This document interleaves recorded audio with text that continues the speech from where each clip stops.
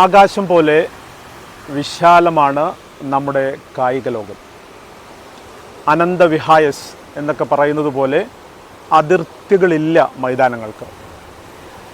പക്ഷേ നമ്മളാരും അറിയാതെ, അല്ലെങ്കിൽ കായികതയെക്കുറിച്ച് ചിന്തിക്കുന്നവരും സംസാരിക്കുന്നവരും അത്ര ഗൗരവത്തോടെ കാണാതെ നമ്മുടെ പാർലമെൻറ്റ് ബഹളത്തിൽ മുങ്ങി നിൽക്കുന്ന വേളയിൽ, പ്രത്യേകിച്ച് രാഹുൽ ഗാന്ധി ബീഹാർ വോട്ടർ പട്ടികയുമായി ബന്ധപ്പെട്ടുയർത്തിയ വലിയ പ്രശ്നങ്ങൾ, അതിനുശേഷം അദ്ദേഹം നടത്തിയ വാർത്താ സമ്മേളനം, അദ്ദേഹത്തിൻ്റെ ബീഹാർ യാത്ര, ധാരാളം വിഷയങ്ങൾ പാർലമെൻറ്റിലും പുറത്തുമായിട്ട് കത്തി നിൽക്കുമ്പോൾ പ്രതിപക്ഷത്തിൻ്റെ അധിക സാന്നിധ്യം പോലും ആവശ്യപ്പെടാതെ കേന്ദ്ര കായിക മന്ത്രി മൻസുഖ് മാളവ്യ കഴിഞ്ഞ മാസം, അതായത് പാർലമെൻറ്റിൻ്റെ തുടക്കത്തിൽ കേന്ദ്ര കായിക ബിൽ, സ്പോർട്സ് ബിൽ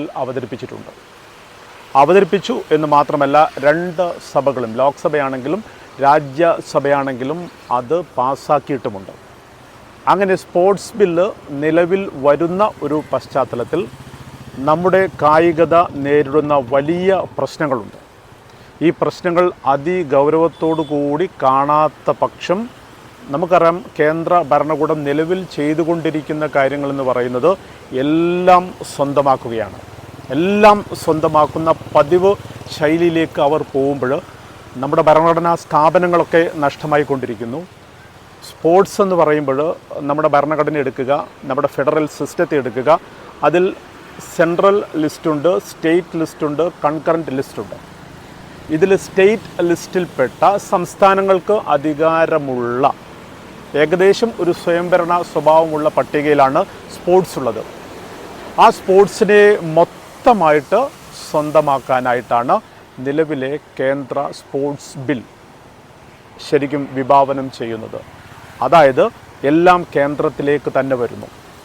കേന്ദ്ര സ്പോർട്സ് ബോർഡ് വരുന്നുണ്ട്, സെൻട്രൽ സ്പോർട്സ് ബോർഡ് എന്ന് പറയുന്നത്. ആ സ്പോർട്സ് ബോർഡിന് കീഴിലാണ് മൊത്തം കായിക കാര്യങ്ങൾ. അതായത് ഇന്ത്യൻ ക്രിക്കറ്റ് കൺട്രോൾ ബോർഡ് എന്ന് പറയുന്ന ലോകത്തിലെ ഏറ്റവും സമ്പന്നമായ കായിക സംഘടന ഉൾപ്പെടെ എല്ലാവരും ഈ സ്പോർട്സ് ബോർഡിന് കീഴിലേക്കാണ് വരുന്നത്.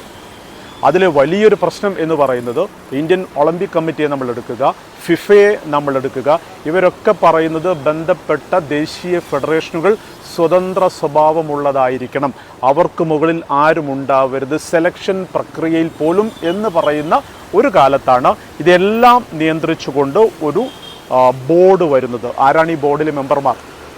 ഈ ബോർഡിലെ മെമ്പർമാർ എന്ന് പറയുന്നവർ കായിക വിദഗ്ധരാവാം, സ്പെഷ്യലിസ്റ്റുകളാവാം, പക്ഷേ ഇവരുടെയൊക്കെ നിയമനം എന്ന് പറയുന്നത് കേന്ദ്രമാണ്. അതുകൊണ്ട് ആലോചിക്കുക, അല്ലെങ്കിൽ നമ്മൾ ചർച്ച ചെയ്യുക, ഇതാരൊക്കെ വരും ഈ ബോർഡിലേക്ക് എന്ന്. 2 നമ്മൾ അന്തർദേശീയ തലത്തിലൊക്കെ കാണുന്നത് പോലെ കായിക തർക്ക പരിഹാര കോടതിയുണ്ട്. അതേ മാതൃകയിൽ ഒരു ട്രിബ്യൂണൽ, അതായത് കായിക തർക്കങ്ങൾ വരുമ്പോൾ ഈ കായിക തർക്കങ്ങൾക്ക് പരിഹാരം കാണാനായിട്ട് കേന്ദ്രത്തിൻ്റെ അടിയിൽ ഒരു ട്രിബ്യൂണൽ വരികയാണ്, സ്പോർട്സ് ട്രിബ്യൂണൽ വരികയാണ്. ഈ ട്രിബ്യൂണലാണ് അന്തിമമായിട്ട് ഈ കായിക കേസുകളിൽ വിധി നിർണ്ണയിക്കുക. അങ്ങനെ വരുമ്പോൾ ആരാണ് ഈ ട്രിബ്യൂണലിൽ?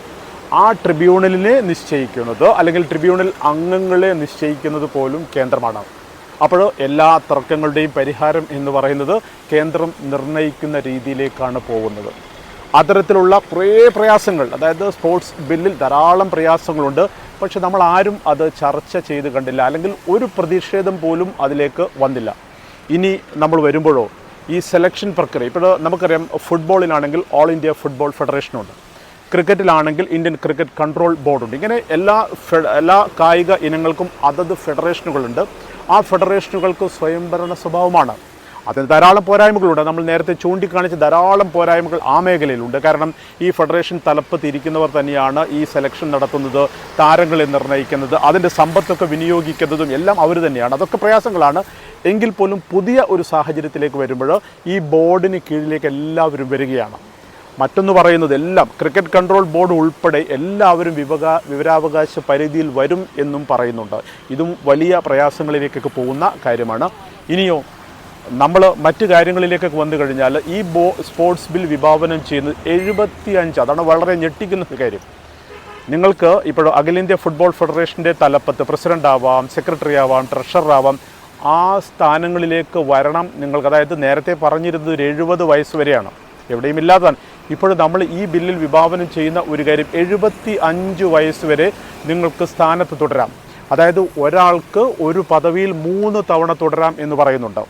3 തവണ തുടരാം എന്ന് പറയുമ്പോൾ നിലവിൽ നമുക്കറിയാം ഓരോ ഫെഡറേഷനുകളുടെയും കയ്യിലുള്ള അതായത് തലപ്പത്തിരിക്കുന്ന ആളുകൾ അത് സ്വന്തം പോക്കറ്റ് മണി ആയിട്ടോ അല്ലെങ്കിൽ സ്വന്തം കുടുംബ സ്വത്തായി സൂക്ഷിക്കുന്ന ഒരു വേളയിലാണ് 3 തവണകളിലായിട്ട് അവർക്ക് തുടരാം എന്ന് പറയുന്നത്. ഇങ്ങനെ കുറേ പ്രശ്നങ്ങൾ, അതിനുശേഷം കുറേ ഭേദഗതികൾ വന്നു. ഈ ഭേദഗതികളിലേക്കും നമ്മളൊന്ന് പോകണം. ഈ ഭേദഗതികളിൽ പറയുന്ന ഒരു കാര്യം, ഒരു ഫെഡറേഷൻ്റെ തലപ്പത്ത് വരുന്ന ഒരാൾ അദ്ദേഹം ഏറ്റവും കുറഞ്ഞത് 2 തവണയെങ്കിലും അതേ ഫെഡറേഷൻ്റെ എക്സിക്യൂട്ടീവ് കമ്മിറ്റിയിൽ പ്രവൃത്തി പരിചയമുള്ളയാളാവണം. അതായത് ആ മേഖലയിൽ സുപരിചിതനായ ഒരാളായിരിക്കണം എന്നായിരുന്നു ആദ്യം ബില്ലിൽ പറഞ്ഞിരുന്നെങ്കിൽ ഇപ്പോഴൊരു ഭേദഗതി കേന്ദ്രം തന്നെ കൊണ്ടുവന്നിട്ടുണ്ട്. 1 തവണ, അതായത് എക്സിക്യൂട്ടീവ് കമ്മിറ്റിയിൽ 1 തവണ ഇരുന്നാലും അദ്ദേഹത്തിന് പ്രസിഡന്റ് ആവാം, ട്രഷറർ ആവാം, സെക്രട്ടറി ആവാം എന്നുള്ളതാണ്. ഇതൊക്കെ ആരെ ഉദ്ദേശിച്ചാണ്? അപ്പോൾ നമുക്കറിയാം അഖിലേന്ത്യാ ഫുട്ബോൾ ഫെഡറേഷൻ്റെ പ്രസിഡന്റായ കല്യാൺ ചൗബെ, അദ്ദേഹം 1 തവണ മാത്രമാണ് എക്സിക്യൂട്ടീവ് കമ്മിറ്റിയിലേക്ക് വന്നയാൾ. നിലവിൽ അദ്ദേഹമാണ് ഫെഡറേഷനെ നയിക്കുന്ന വ്യക്തി എന്ന് പറയുന്നത്. അപ്പോൾ പുതിയ ബില്ല് വരുമ്പോൾ അതൊക്കെ അന്നു കേന്ദ്രം അംഗീകരിച്ച് പ്രവൃത്തി പദത്തിലേക്ക്, ഇപ്പോൾ സുപ്രീം കോടതിയുടെ പരിഗണനയിലാണ് ആ ബില്ലുള്ളത്, അത് പ്രവൃത്തി പദത്തിലേക്ക് വരുമ്പോൾ ഇപ്പോൾ കല്യാൺ ചൗബയുടെ സ്ഥാനമൊക്കെ പോയേക്കാം. അതുകൊണ്ട് അവിടെ ഭേദഗതി വരുത്തുന്നു. അത് 2, അതായത് എക്സിക്യൂട്ടീവിൽ 2 തവണയെങ്കിലും ഇരിക്കണം എന്നുള്ള ഭേദഗതിയിലേക്കാണ് കാര്യങ്ങൾ വരുന്നത്. ഇത്തരത്തിൽ വലിയ പ്രയാസങ്ങളിലേക്കാണ് നമ്മുടെ കായികത പോകുന്നത്, സ്പോർട്സ് പോകുന്നത്. ആരെങ്കിലും ഇത് ഗൗരവമായിട്ട് ചർച്ച ചെയ്തിട്ടുണ്ടോ എന്നുള്ള കാര്യം വ്യക്തമല്ല. നിലവിൽ തന്നെ നമുക്കറിയാം നമ്മുടെ ഫുട്ബോളിൻ്റെ അവസ്ഥ എന്താണ്. നമ്മുടെ ഫുട്ബോൾ ISL എന്ന് പറയുന്ന ഇന്ത്യൻ സൂപ്പർ ലീഗ് സീസൺ അനിശ്ചിതത്വത്തിലാണ്. ഈ അനിശ്ചിതത്വം എന്ന് നീങ്ങും എന്ന് പറയാനായിട്ട് ആർക്കും പറയാൻ പറ്റാത്ത കാര്യമാണ്. ഇപ്പോൾ ഫെഡറേഷൻ്റെ അഖിലേന്ത്യാ ഫുട്ബോൾ ഫെഡറേഷൻ്റെ കരട് ഭരണഘടനയുമായി ബന്ധപ്പെട്ടുള്ള കേസ് സുപ്രീം കോടതിയിൽ നടക്കുകയാണ്. അമിക്കസ് ക്യൂറി എല്ലാം ഇടപെട്ട് വളരെ അടുത്ത വെള്ളിയാഴ്ചയിലേക്ക് കാര്യങ്ങളൊക്കെ പോയിട്ട് എന്തെങ്കിലും തരത്തിൽ സുപ്രീം കോടതി ഇടപെട്ട് എന്തെങ്കിലും, അതായത് ISL സീസൺ പുനരാരംഭിക്കാനായിട്ട് എന്തെങ്കിലും അവർ ചെയ്യും എന്നൊക്കെ കരുതുന്നുണ്ടെങ്കിൽ പോലും നമ്മുടെ ഫുട്ബോളിലെ അവസ്ഥ നോക്കുക, വളരെ മോശമായിട്ട്. അതായത് ISLുമായി ബന്ധപ്പെട്ട് എല്ലാവർക്കും അറിയാവുന്ന ചർച്ച ചെയ്ത ഒരു വിഷയമാണ്. സ്പോർട്സ് ഫുട്ബോൾ ഡെവലപ്മെൻറ്റ് സെൻ്ററുണ്ട്, അതായത് അംബാനിക്ക് കീഴിൽ, റിലയൻസിന് കീഴിൽ അവരാണ് ഇതിൻ്റെ മുഖ്യ പ്രായോജകർ എന്ന് പറയുന്നത്. അവരും അഖിലേന്ത്യാ ഫുട്ബോൾ ഫെഡറേഷൻ തമ്മിലുള്ള കരാർ 15 വർഷത്തെ കരാറാണ്. ആ കരാർ കാലാവധി ഈ ഡിസംബറിൽ പൂർത്തിയാവുന്നതോടുകൂടി സംരക്ഷണാവകാശവുമായി ബന്ധപ്പെട്ടുള്ള തർക്കം വരും. അപ്പോൾ കരാർ പുതുക്കാത്ത സാഹചര്യത്തിൽ ISLുമായിട്ട് സഹകരിക്കില്ല എന്നാണ് അവർ FSBL പറഞ്ഞിരിക്കുന്നത്. അതുകൊണ്ട് തന്നെ അഖിലേന്ത്യാ ഫുട്ബോൾ ഫെഡറേഷൻ വലിയ പ്രതിസന്ധിയിലായി സീസൺ നിർത്തിവെച്ചിരിക്കുന്നു. ഇത് ഇങ്ങനെ പോകുമ്പോൾ ഇനി അമിക്കസ് ക്യൂറിയുടെ ഇടപെടലിൽ സുപ്രീം കോടതി അനുകൂലമായ ഒരു വിധി പറഞ്ഞു കഴിഞ്ഞാൽ, പ്രത്യേകിച്ച് സ്പോർട്സ് ഗവേണൻസ് ബില്ല് ഇപ്പോൾ സുപ്രീം കോടതിയുടെ പരിഗണനയിലുണ്ട്. അപ്പോൾ ആ ബില്ലുണ്ട്, പിന്നീട് ഫുട്ബോൾ ഫെഡറേഷൻ്റെ കരട് ഭരണഘടനയും അവിടെയുണ്ട്. അത് രണ്ടും തമ്മിലുള്ള പ്രശ്നങ്ങളും അവിടെ കിടക്കുന്നുണ്ട്. ഇങ്ങനെ വലിയ വലിയ പ്രശ്നങ്ങളിലേക്ക് നമ്മുടെ സ്പോർട്സ് പോകുമ്പോൾ ഇനി കേന്ദ്രമെല്ലാം കവർന്നെടുത്തതുപോലെ സംസ്ഥാനങ്ങൾക്ക് അവകാശമുള്ള സ്പോർട്സിലും അവർ കടന്നു വരുമ്പോൾ ടീം സെലക്ഷൻ പ്രശ്നമാണ്, പരിശീലകരുടെ നിയമനങ്ങൾ പ്രശ്നമാണ്, കളിക്കാരുടെ സൗകര്യങ്ങൾ പ്രശ്നമാണ്, മൈതാനങ്ങൾ പ്രശ്നമാണ്, എല്ലാം പ്രശ്നമായിട്ട് മാറും. അതിലും വലിയ ഒരു വാൾ എന്ന് പറയുന്നത് ഇൻ്റർനാഷണൽ ഒളിമ്പിക് കമ്മിറ്റി മുകളിലുണ്ട്, ഫിഫയെ പോലുള്ള വലിയ കമ്മിറ്റികൾ മുകളിലുണ്ട്. അവർക്ക് ഈ ഇടപെടലുകളിൽ അല്ലെങ്കിൽ തലപ്പത്തുള്ള ഇടപെടലുകളിൽ താല്പര്യമില്ലാത്ത പക്ഷം ഫിഫയിലെ സ്ഥാനം ചോദ്യം ചെയ്യപ്പെടാം, IOCയിലെ സ്ഥാനം ചോദ്യം ചെയ്യപ്പെടാം. അങ്ങനെ വലിയ പ്രശ്നങ്ങളിലേക്ക് പോവുകയാണ്.